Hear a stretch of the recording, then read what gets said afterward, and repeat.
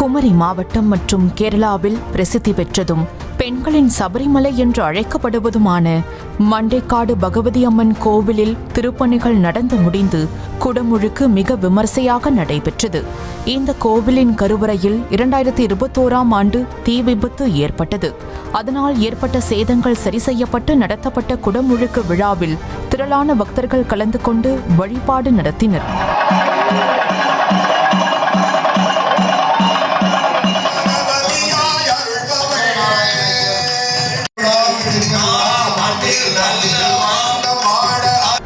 கடலூர் மாவட்டம் சிங்கிரிக்குடியில் உள்ள லட்சுமி நரசிம்மர் கோவில் பிரம்மோற்சவ விழாவின் முக்கிய நிகழ்வான தேரோட்டத்தில் திரளான பக்தர்கள் தேரை வடம் பிடித்து இழுத்து சாமி தரிசனம் செய்தனர்.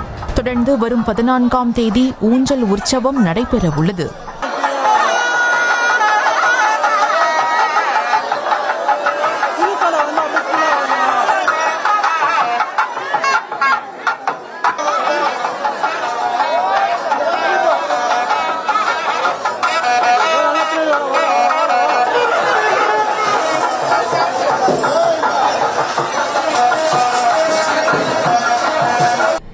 கள்ளக்குறிச்சி மாவட்டம் சின்னசேலம் அருகே லட்சியம் கிராமத்தில் உள்ள முத்துமாரியம்மன் கோவில் தேர் திருவிழா வெகு விமர்சையாக நடைபெற்றது. தேரோட்டத்தை முன்னிட்டு காலை முதலே பக்தர்கள் தீ மிதித்தும் அலகு குத்தியும் நேர்த்திக்கடன் செலுத்தி சாமி தரிசனம் செய்தனர்.